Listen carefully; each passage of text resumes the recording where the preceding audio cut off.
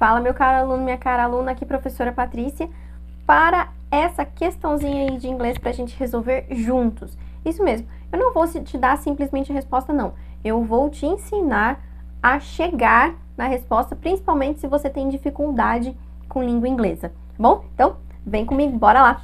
Olha só, o enunciado, a gente já vai direto para o enunciado e ele especifica que a gente tem que olhar para o primeiro parágrafo. Então, quando a gente olha para o primeiro parágrafo, algumas coisas têm que ficar claras para você. Então, por exemplo, olha, quando ele fala aqui, ó, normal recessions permanently damage the economy. Então, eu tenho a relação aqui entre recession e economy. O que junta essas duas? Damage. Então, damage é uma palavra muito importante nessa frase. O que significa? É algo prejudicial, prejudica. Então, tem uma conotação, uma semântica negativa.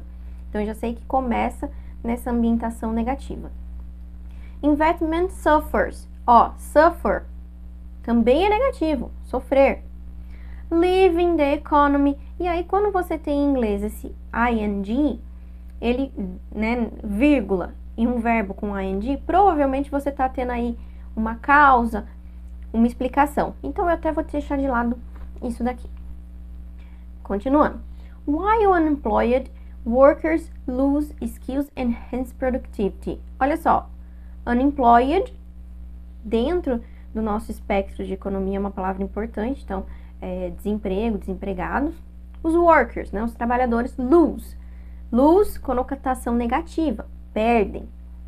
Skills, não sei o que é skills, mas olha só, productivity. Então, tá relacionando o desemprego com uma diminuição de produtividade, por exemplo, dos trabalhadores. Tudo negativo, tá? Tá aqui. Spending on R&D, aqui Driver of Innovation. R&D é a sigla para a parte de desenvolvimento das empresas. Falls off as business focus on their current balance sheets. Fall off, cair. Business, então eu tô falando agora das empresas. Tá? Então, se a gente organizar esse parágrafo, eu tenho falando, né, uma relação de recessão com a economia, uma relação negativa, porque os investimentos decaem. O que acontece com os trabalhadores? Decai a produtividade deles. O que acontece nas empresas? Cai também. Mas não só isso, ó. Focus, ao final, focus on their current balance sheets. Então, o foco da empresa não está em uma coisa, não está no desenvolvimento, está em outra. Basicamente é isso.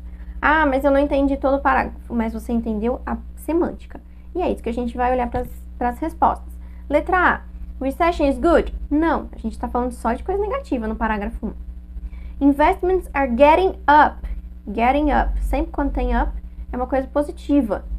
Então, também não, porque a gente está falando sempre de coisas negativas. Recession causes a necessity of companies to reorganize themselves financially. Opa! Recession e companies. Companies, business, né? Os business, eles estavam mudando de foco. Foco e reorganização é interessante. Letra D.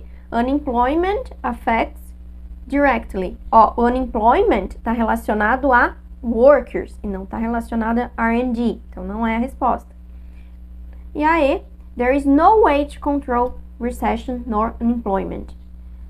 A gente está falando de controle? Em nenhum momento a gente falou de controle dentro desse parágrafo, então aí sai. Ou seja, sobrou a C.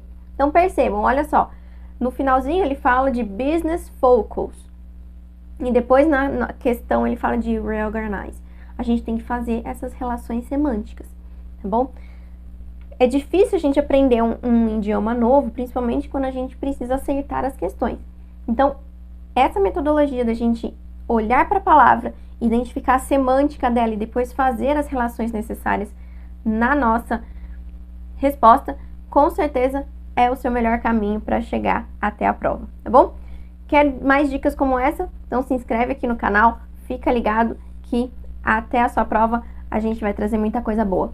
Grande beijo e até mais!